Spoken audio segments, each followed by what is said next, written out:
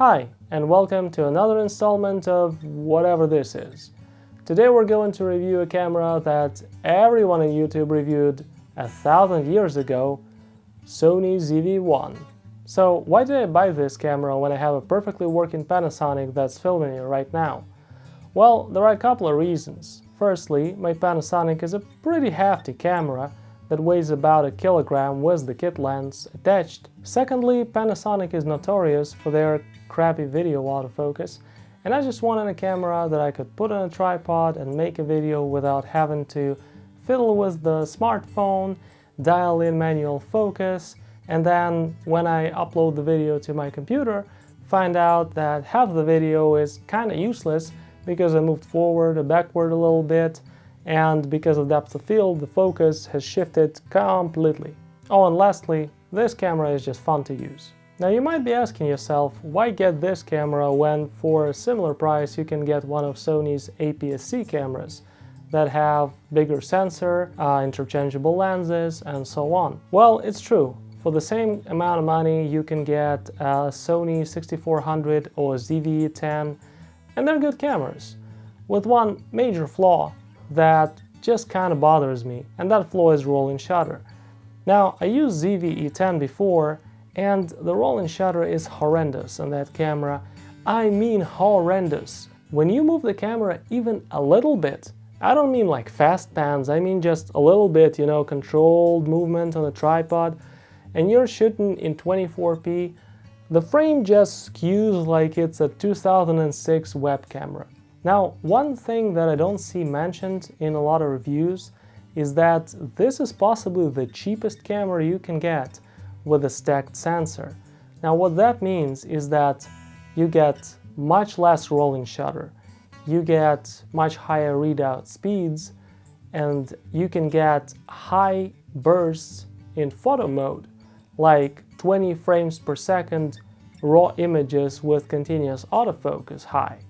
So now we're finally matching Nikon J1 and V1 from 2012. Now I'm gonna go on a tangent and say that I don't want to bash any manufacturers, but a lot of people forget that these two cameras, Nikon J1 and V1, actually paved the way for all the great technology we have now in our mirrorless cameras. It had dual gain sensor, which meant that it had very good high ISO performance. It had hybrid autofocus before most other manufacturers had it, and they had very high burst rates at 30 and even 60 frames per second in RAW mode, which most cameras, as far as I know, still cannot match. Oh, and I actually owned a Nikon J1 and I loved that camera. Now back to the Sony ZV-1. Now, a lot of people complained about this camera because it was apparently marketed as a camera for vloggers, which it can be used for vlogs, but it's not the best solution for it. But I do think that this is a perfect camera for YouTube if you don't want to spend a lot of money on lenses, have to build a rig around your camera, or have rolling shutter issues for that matter. So what can this camera do? Now, it can record in 1080, basically for unlimited time because it doesn't overheat in 1080. In 4K, of course, it wouldn't be Sony if it didn't overheat. So in 4K mode, you can record about 30 to 40 minutes before it overheats. Another great thing for video that I've mentioned is autofocus. Now, this camera supports Sony's real-time tracking, and that autofocus is just marvelous. I wouldn't call it infallible, although it's as close as it gets to that, but it's very consistent, it's very fast, it focuses on your face and it keeps focusing at it. Now, another thing that I like about this camera is that it comes with a lens, and a good one. It has a fast 1.8 to 2.8 zoom, coupled with its Type 1 sensor. That's a pretty good deal. It works pretty well in low light. You can get a little bit of blur if you zoom in, so it works pretty well for its intended purposes. Since I've said that I think this is a good camera for YouTube, it's worth mentioning that it actually has a microphone port. Now, not all microphone ports are created equal. Different cameras have different audio chips, called preamps, and when you connect an external microphone, sometimes you can hear background noise, hiss. Now, I'm happy to report that most Sony cameras, including this one, have pretty good preamps, so when you connect an external mic, you're not gonna get a lot of that background hissing that you have to clean up in post-production. When it comes to other features, this camera can actually record 1080 up to 120 frames per second, and it can also record slow motion 1080 up to, I think, 960 frames per second. Now, obviously, as you increase the frame rate, the quality of the video will drop, but it's still nice to have those extra capabilities.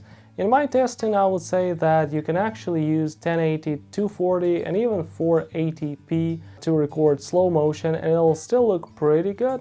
This camera also includes a lot of video features like zebras, focus peaking, and even S-Log if you want to grade your footage afterwards in Premiere or DaVinci Resolve. Oh, and before I forget, this camera has a nifty feature for YouTubers called Product Showcase Mode. Now, what it does is it basically prioritizes focus on the object that you show before the camera rather than your face. So if you're doing reviews and stuff like that and you want to show the product in front of the camera, it won't stick to your face, but rather focus on the product itself. Last but not least, this is a pretty good photo camera. It has, like I mentioned, burst rates of up to, I think, 20 frames per second in RAW mode with continuous autofocus, which means if you want to take a picture of your cat and it's moving around, it's gonna be pretty easy. That's pretty much all I've got to say about this camera. Now I'm gonna go have dinner, and you have a good time. See you in the next one.